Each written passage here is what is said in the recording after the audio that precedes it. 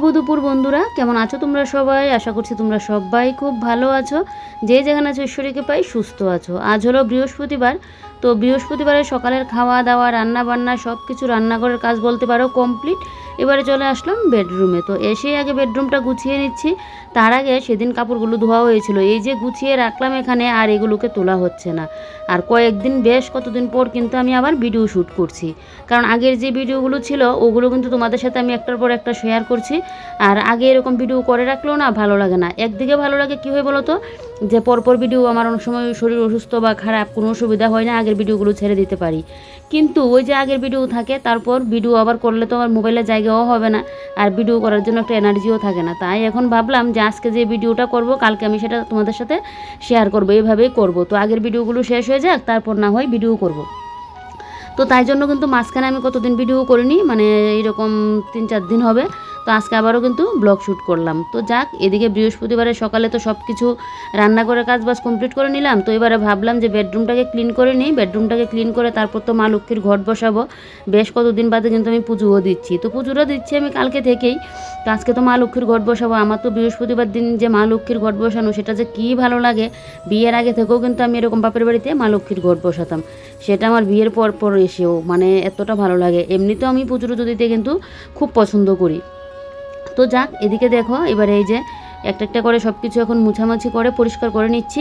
কতদিন তো শরীর খারাপ নিয়ে ওই যতটুকু পারছি ততটুকুই করছি। এখন যেহেতু শরীরটা একটুখানি সুস্থ হয়ে গেছে, তাই জন্য কিন্তু আবারও আগের মতো কিন্তু কাজে বাজে হাত দিয়ে দিয়েছি। আর তোমাদের দাদাভাই তো বকাঝকা করে, কারণ এখনও তো আমার টেস্ট ফেস্টগুলো হয়নি। ওগুলো হলে তো বোঝা যাবে আসলে কী থেকে কী হয়েছে।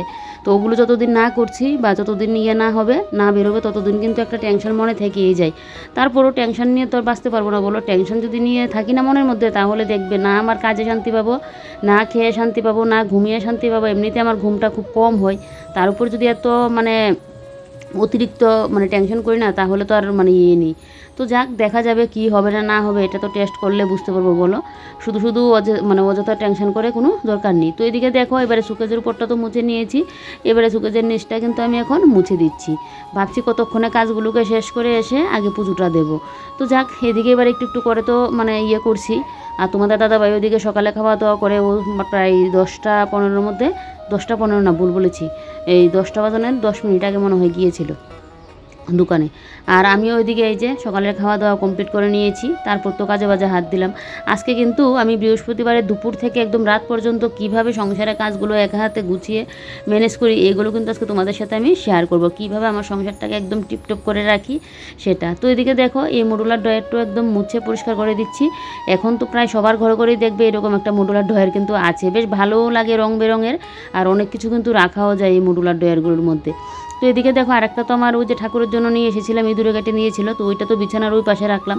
আরেকটা মডুলার ড্রয়ার এই যে এই পাশে রাখি।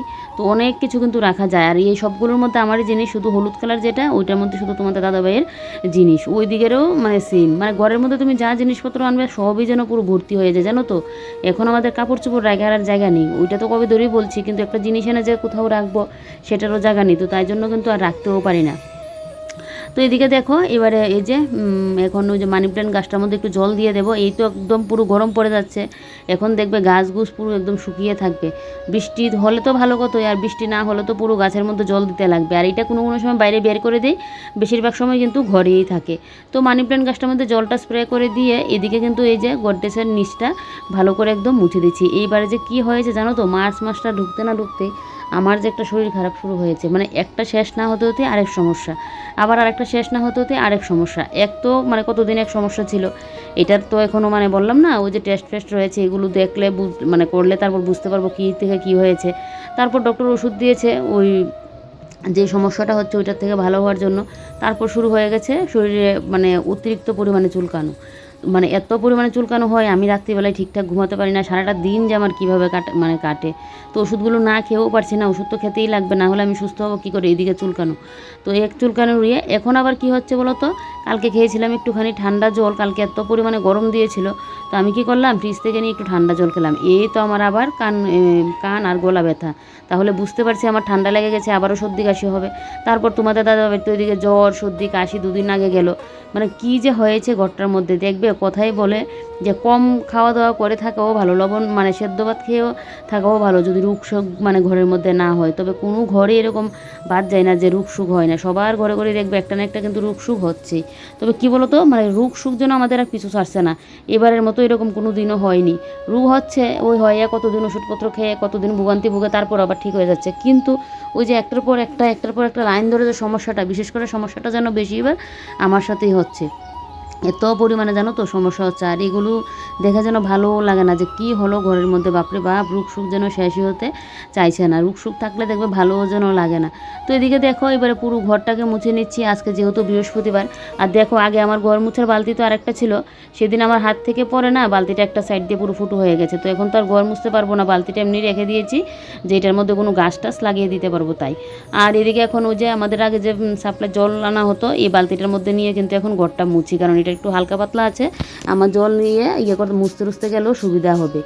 আর এখন ধরো মানে ইয়ের থেকে জল আনা হয় না, যেহেতু মোটরের জলটা ফিল্টারের মধ্যে দিয়ে দিই, তো তাই ভাবলাম যে না এই বালতিটাকে ঘর মোছার কাজে করে দিই। তোমাদের দাদাভাই বলেছিল আরেকটা এনে দেওয়ার জন্য, তো আমি বলছি এত বালতি এনে করবোটা কি, আমার ঘরে এমনিতেই বালতির অভাব নেই, যেহেতু আগে আমাদের তুলা জল দিয়ে সব কিছু করা হতো, তো তখন তো আমার অনেক মানে বালতি ছিল, তো তাই বলছি যে এখন আর বালতি আনতে লাগবে না। এই বালতিটা মনে হয় 80 টাকা নিয়েছিল, এটার কথা বলছি না, মানে আগে যে ঘর মুছতাম।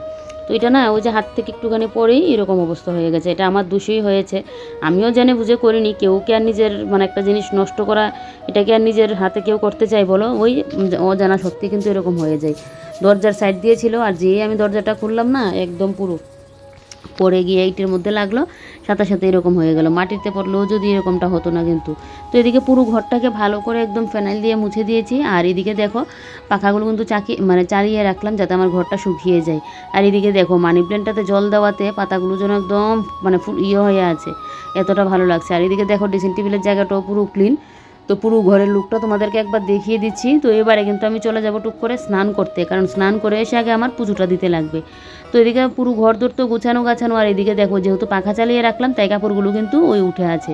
এদিকে ঘড়িতে 1টা বাজতে 5 মিনিট বাকি। সারাদিনের সংসারে কাজকর্ম শেষ করতে করতে না আমার এরকম 1টা-1.5টা কিন্তু বেজেই যায়। তো যাক চলো এবারে স্নানে যাব। তার আগে এদিকে ওই যে বালতিটা আর ওই যে এটা দিয়ে যে লাঠিটা দিয়ে যে মুছলাম ওগুলোকে আবার ধুয়ে টুয়ে নিয়ে জায়গা মতো রাখি, বালতি যেন আর শেষ নেই জানো তো। ওই যে বাড়িতে আগাছালো কতগুলো উঠে আছে, এগুলোকেও যদি একটু ফেলতে যাই তাহলেও ভালো ছিল, কিন্তু আমি তো কয়েকটা ঘাস তুললে আমার হাত ব্যথা শুরু হয়ে যায়। কয়েকদিন আগে কিছুটা তুলেছিলাম, আর তোমাদের দাদাভাই মানে ওই যখন পরের দিন সকালবেলায় ব্রাশ করতে গিয়ে বাইরে দেখছে তখনই তো বকাঝকা করছে, কারণ দুপুরবেলায় এসে তো আর অতটা টাইম থাকে না, খাওয়া দাওয়া করে আবার চলে যায়। কিন্তু সকালবেলায় তো ওই মুখ ধোয়ার সময় বাইরে গিয়ে গাছগাছালিগুলো দেখবে, তখন বলছে কেন শুধু শুধু করছি, এমনিতে আমার রোগ যেন পিছু ছাড়ছে না, এখন যদি আবার হাত ব্যথাও হয় তাহলে কি হবে। সত্যি মানে কথা তোমাদের বলছি না যে রোগ যেন পিছু ছাড়ছে না, বিশেষ করে আমার তো এরকমটাই হচ্ছে। তো তাই জন্য বলছে শুধু শুধু করে মানে দরকার নেই, এগুলোকে ওই ঘাস মারার যে স্প্রেগুলো হয় এগুলো এনে দেবে, এগুলো দিয়ে নাকি হয়ে যাবে।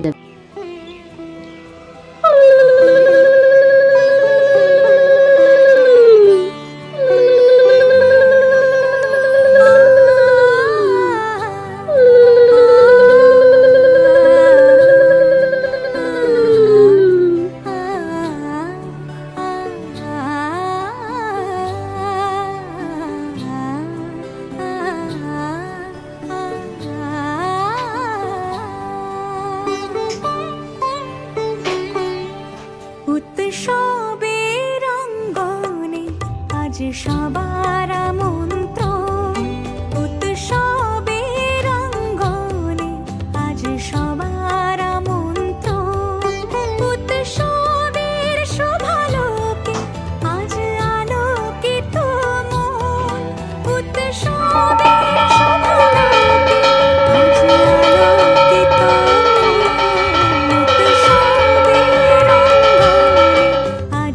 দিকে বৃহস্পতিবারে পুজো তো দেওয়া কমপ্লিট করলাম, এবারে যেন মনটাও বেশ লাগছে। বেশ কতদিন বাদে তো পুজো দিচ্ছি, তবে বৃহস্পতিবারে পুজোটা কিন্তু আজকেই দিলাম বেশ কতদিন বাদে। আর আমি কালকে থেকে কিন্তু পুজোটা শুরু করেছি। আর এদিকে দেখো এবারে ওই যে পুজোর বাসনকুসনগুলো ধুয়ে রাখছি, কারণ আবার সন্ধ্যাবেলায় পুজো আছে, তো সন্ধ্যার পুজো তো আবার করতে লাগবে। তার উপর এখন আমার এতটা পরিমাণে চাপ, কারণ আগে তো আমি সন্ধ্যার পর মানে ওই সেলাইয়ের কাছে যেতাম, দিদিদের বাড়িতে যে সেলাই কাজ শিখতে যাই সন্ধ্যার পরে যেতাম, কিন্তু এখন আমি কিন্তু যাচ্ছি ঠিক 3:30টার সময়। তাহলে বুঝো এই সকাল থেকে যে আমার কী পরিমাণে চাপ থাকে। দুপুরবেলায় তো মানে এরকম হয়, মানে কোনো দিন আমি খাইও না, বা মানে খাওয়া দাওয়া করলাম থাল বাসনগুলো ফেলে রেখে ঘর দোর ঝাড় দিয়ে সাথে সাথে আমি ছুটে যাই কিন্তু, কারণ মানে আস্তে আস্তে আবার সন্ধ্যা হয়ে যায়, এসেই আবার এদিকে আমার সন্ধ্যা পুজো দিতে লাগে। যদি সন্ধ্যা পুজোর না এটা থাকতো তাহলে কিন্তু আবার আমি 6টা সাড়ে 6টার সময় আসলেও কোনো অসুবিধা হতো না, কিন্তু সন্ধ্যাও তো দিতে লাগবে বলো। একদিন দুদিন মিস গেল এটা একটা কথা, কিন্তু ওই যে প্রত্যেক দিন মিস গেলে এটা কীরকম লাগে না। এমনিতে ঘরের মধ্যে কতদিন যাবো ঠিকঠাক করে পুজো সন্ধ্যা আর মানে হতো না। যদিও আমার শাশুড়ি মা সন্ধ্যাটা দিত, পুজোও ওই ঠাকুরকে ফুল টুল দিত, তারপরেও যেন মানে নিজের হাতে তো আর করতে পারছি না, ভালোও লাগে না এখন যে আবার সন্ধ্যা পুজোটা আমি অফ করে রাখবো। তো তাই জন্য কিন্তু ওই যে তাড়াতাড়ি করে কিন্তু বাড়িতে এসে তারপর সন্ধ্যা পুজোটা দিই, মানে আমি আস্তে আস্তে পুরো সন্ধ্যা পুজোর টাইম লেগে যায় এরকম, মানে এত পরিমাণে এখন চাপ যাচ্ছে। মানে ওই যে সন্ধ্যাবেলা শরীর খারাপটা হওয়ার পর থেকে না, তখন বলছি কি যে সন্ধ্যাবেলায় আর যাবো না, একদম ইয়ে করবো, এই মানে দুপুরবেলার দিকে চলে যাবো, 3:30টার দিকে তোমাদের দাদাভাইও আসে, বা কোনো দিন ও এসে নিজে খেয়ে নিই, আমি যাই। তো একটা বিশেষ চাপের মধ্যে যাচ্ছে, আমি তো একটুখানিও রেস্ট করতে পারি না, না ঠিকঠাক করে দুপুরে খাওয়া দাওয়া করতে পারি না, ঘুমোতে পারি না, এদিকে মোবাইলের কাজ, এইরকম যেন একটা ইয়ে হয়ে গেছে। মানে আগে থেকে একটা কাজ যদি সেট করা থাকে, হঠাৎ করে যদি কাজের টাইমটা আবার একটু ইয়ে করে নাও না, তখন দেখবে এরকমটাই কিন্তু হয়, পুরো নাজেহাল অবস্থা আমার।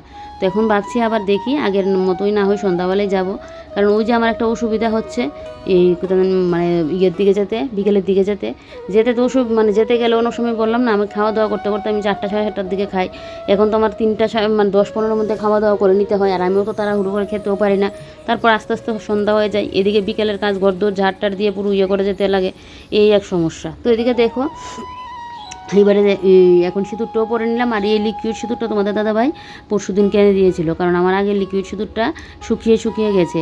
তো তোমাদের দাদাভাইকে বললাম, তাই জন্য তোমাদের দাদাভাই নিয়ে আসলো। তো এদিকে এখন খাবো জল, কতদিন যাবত এত পরিমাণে জল খেয়েছি, শরীরটাও যেমন একটু শান্তি পেয়েছি জলটা খেয়ে, মানে খাওয়াতে। এখন তো গরমকাল, মানে জলটা কম খেলে দেখবে শরীরটা যেন একদম পুরো জ্বালাপোড়া করে। তো এটা যখন হবে তখন দেখবে আবার আমি কিন্তু নিয়ম মেনে জলটা খাই, আবার যেন ভুলে যাই।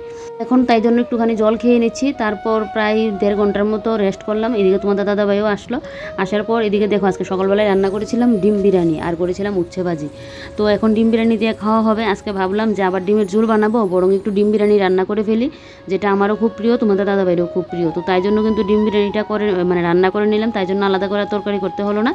এবারে খাওয়া দাওয়া কমপ্লিট করে থালা বাসন ধোয়ার আর সময় নেই, এদিকে থালা বাসনগুলো ফেলে রেখেই এখন কিন্তু চলে যাচ্ছি আমি দিদিদের বাড়িতে, মানে আমার সেলাইয়ের কাজে কিন্তু এখন চলে যাচ্ছি। এত পরিমাণে যেন হাঁপিয়ে যাচ্ছি, ওই সন্ধ্যার টাইমটাই আমার ঠিকঠাক কিন্তু ছিল, কিন্তু ওই যে বললাম শরীরটা অসুস্থ হওয়ার পর ভাবলাম যে বিকেলের দিকে কাজটা করে নিই, মানে এত পরিমাণে আমার উপরে চাপ যাচ্ছে। আমি মনে হয় 15 দিন এরকমভাবে ইয়ে করলে না, আমি আবার অসুস্থ হয়ে বিছানায় পড়ে যাবো। আমি এত চাপের মধ্যে কাজ করতে পারি না, যে কোনো কাজে আমার আস্তে ধীরে করে করতে লাগে। আর এদিকে দেখো এখন কিন্তু আমার ব্লাউজ সেলাইয়ের কাজ চলছে। তো এখন তো ওই যে প্রিন্স কাটের ইয়েটা আমাকে কিন্তু এখন দেখাচ্ছে। তো দিদির বাড়িতে প্রায় 2.5 ঘন্টার মতো কাজ টাজ করলাম, তারপর আজকে একটু আগে বাড়িতে চলে আসলাম, এসে তোমাদেরকে একটু দেখাচ্ছি। এই যে দেখো এখানে গাছে কি সুন্দর টমেটো ধরেছে, দেখো এমনিতেই কিন্তু গাছটা উঠেছে, এটা কিন্তু লাগাইও নি জানো তো, কি সুন্দর দেখো টমেটো ধরে আছে গাছের মধ্যে। তো এটাই এখন দেখছি, চারিদিকের গাছ টাছগুলো দেখছি। আর আজকে আর জল দেবো না, আর দেখো সাইড দিয়ে কী পরিমাণে আগাছালো উঠে আছে, এত পরিমাণে মানে আগাছালো উঠেছে। তো এগুলোকে আবার ইয়ে করতে লাগবে, না হলে তো আবারও একটু বৃষ্টি দিলেই দেখবে কি অবস্থা। এদিকে দাঁড়িয়ে আমি কথা বলছি, হঠাৎ করে গাছ থেকে একটা কী এসে যেন আমাকে একদম পুরো ইয়ে বললা যে হয় ওইগুলো কামড় দিলে যেরকম হয়, একটা পিন যেরকম বসিয়ে দিই এরকম একটা, জানো তো। তারপর কী করবো আমার শাশুড়ি মা বলছে চুন লাগিয়ে দেওয়ার জন্য। তো চুন তো আমার ঘরে নেই, আগে পান খাওয়া হতো, এখন তো আর খাওয়া হয় না।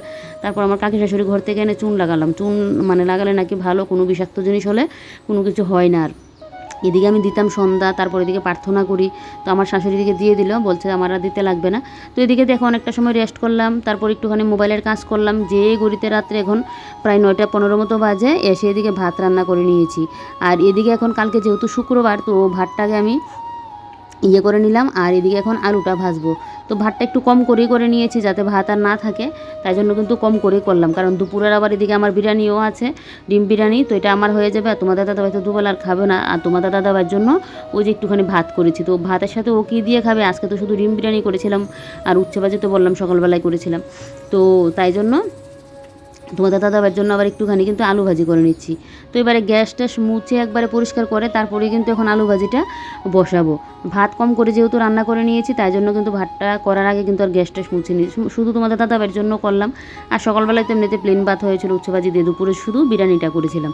তো এদিকে দেখো আমি গ্যাস ট্যাস ভালো করে মুছে নিচ্ছি। প্রত্যেক বৃহস্পতিবার দিন রাত্রিবেলায় কিন্তু আমি এরকমভাবে গ্যাস ট্যাস মুছে পরিষ্কার করে রাখি, যাতে শুক্রবার দিন সকালবেলায় আমার আর চাপ না পড়ে। একে তো শুক্রবার আমাদের এখানে বাজার বার, তারপর আমি একটু ঘুম থেকে লেট করে উঠি, তার উপর তোমাদের দাদাভাই সকালবেলায় খেয়ে যায়, অনেকটা আমার চাপ হয়ে যায় গ্যাস ট্যাস পরিষ্কার করে রান্না করতে গেলে। তাই জন্য কিন্তু আমি বৃহস্পতিবারের দুপুর মানে রান্নার আইটেম বুঝে দুপুর বা কোনো কোনো সময় রাত্রিবেলায় আমি কিন্তু সব কিছু পরিষ্কার করে তারপর গিয়ে কিন্তু রান্নাটা বসাই।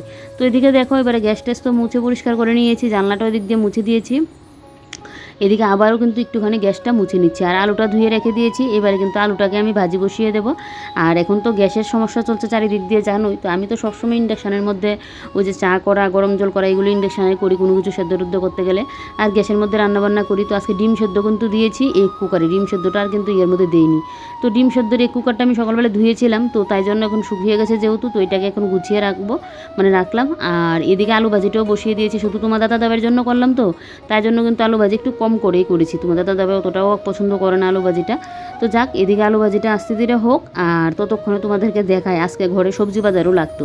এদিকে সবজি বাজারও শেষ হয়ে গেল। তোমাদের দাদাভাই আজকেই বলেছিল, তো আমি বলেছি আমাদের এখানে তো বাজার বারে অনেক রকম সবজি পাওয়া যায়, বিশেষ করে আদিবাসীরাও উঠে অনেক রকমের সবজি নিয়ে, যেগুলো এমনিতে নর্মাল বাজারে তুমি পাবে না। তো আমি বললাম কালকে যেন বাজারটা করে আনে, কালকে যেহেতু শুক্রবার সাপ্তাহিক বাজার, অনেক কিছু পাওয়া যাবে। আর সকালবেলা তোমাদের দাদাভাই গাছ থেকে একটা বেগুন আর কাঁচা লঙ্কা নিয়েছিল। বেগুন গাছগুলো না মানে গাছ অনুযায়ী ফলনটা না কম হয়, লঙ্কাগুলো বেশ ভালোই দিচ্ছে। আর এদিকে দেখো পুরো ফ্রিজ একদম কিন্তু খালি হয়ে আছে। আর বেলগুলো দেখে মনে হলো আরে বেল তো সেদিন এনেছিল, বেল পানা আর হচ্ছে না। তোমাদের দাদাভাই সেদিন কিন্তু বলছিল এই শরীর খারাপটা হওয়ার পর থেকে না আমি যেন কোনো কাজ করতে গিয়ে যেন এনার্জি পাই না।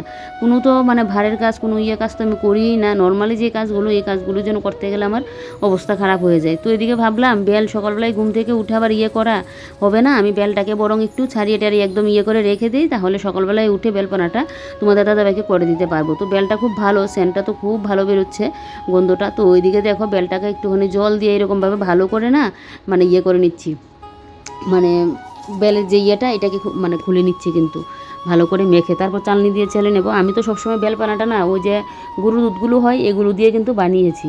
তো কালকে দেখি লিকুইড দুধ দিয়েই বানাবো, কারণ লিকুইড দুধ ঘরে আছে আর এমনিতেও গরুর দুধও আছে।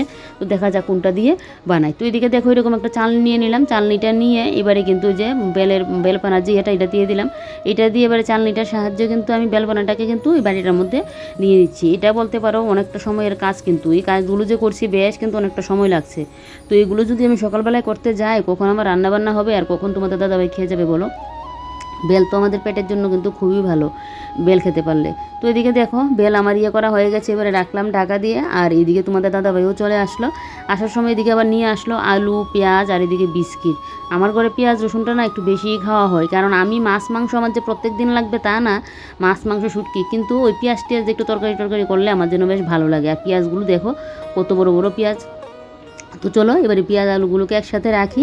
রসুন কয়েকটা ঘরে আছে, তাই জন্য রসুনের কথা কিন্তু আমি বললাম না। আর বিস্কিটগুলো এখন কৌটোর মধ্যে ঢালবো না, কৌটোর মধ্যে বিস্কিট আছে। আর জানো তো আমার এখন কি অভ্যাস হয়েছে, আমি এখন বিস্কিট দিয়ে না চা খেতে পারি না। এখন আমার চা খেতে গেলে আবার মুড়ি লাগে, কতদিন বাদে বাদে যে আমার কি অভ্যাস যে একটা হয়। তো বিস্কুটগুলোকে এখন রেখে দেবো। আর তোমাদের দাদাভাই আলু ভাজিটা বসিয়ে দিয়েছি, হয়ে গেছে আর একটুখানি। আর এদিকে বিস্কুটগুলো তো বললামই এখন কৌটোর মধ্যে রাখবো না, এই কিন্তু রেখে দেবো, মানে চালের ডামটার মধ্যে রেখে দিলাম। তারপর এদিকে দেখো হাতটা ধুয়ে এদিকে এখন আমার এই যে এয়ার ফ্রায়ারে বসিয়েছিলাম আমার ডিম বিরিয়ানিটা। তো রান্নাবান্না যেহেতু হয়ে গেছে, এখন খাওয়া দাওয়াও করে নেব, মানে গ্যাসের সমস্যার জন্য এখন চারিদিক দিয়ে কাজ করছি। তো এদিকে ডিম বিরিয়ানিটাকে গরম করে আমিও খেয়ে নিলাম, এদিকে তোমাদের দাদাভাইও খাওয়া দাওয়া করে নিল। কালকে যেহেতু শুক্রবার, বেশ অনেক দিন বাদে কিন্তু কালকে আমার ঘরে বুটের ডাল রান্না হবে। তো তাই জন্য বুটের ডালটা কিন্তু আগেই ভিজিয়ে রাখছি, এখানে 2 কাপ মতো বুটের ডাল ভিজিয়ে নিয়েছি। আগে তো আমার ঘরে প্রায়ই বুটের ডাল খাওয়া হতো, এখন যদিও বা অত কিন্তু আমার ঘরে বুটের ডালটা খাওয়া হয় না। তো বুটের ডালটাকে এদিকে ভালো করে ধুয়ে এবারে ভিজিয়ে রেখে ঢাকা দিয়ে নিলাম। আর এদিকে দেখো এবারে পুরো রান্নাঘর একদম চকচকে আছে। কাল সকালবেলায় উঠে এসে কিন্তু আমি গ্যাসটা শুধু একটুখানি উপর দিয়ে মুছি রান্নাটা বসিয়ে দিতে পারবো। গ্যাস ট্যাস কিন্তু মুছেই রেখে দিয়েছি, তারপরও বাসি গ্যাস না মুছলে ভালো লাগে না তাই। তো যাই হোক চলো এবারে রান্নাঘর তো পরিষ্কার আছে, এবার আমি এখন ওই ঘরে যাই, গিয়ে আমার ওষুধ টষুধ খাই। আর আজকের ব্লগটা এখানে শেষ করি। তোমরা সবাই ভালো থেকো, সুস্থ থেকো।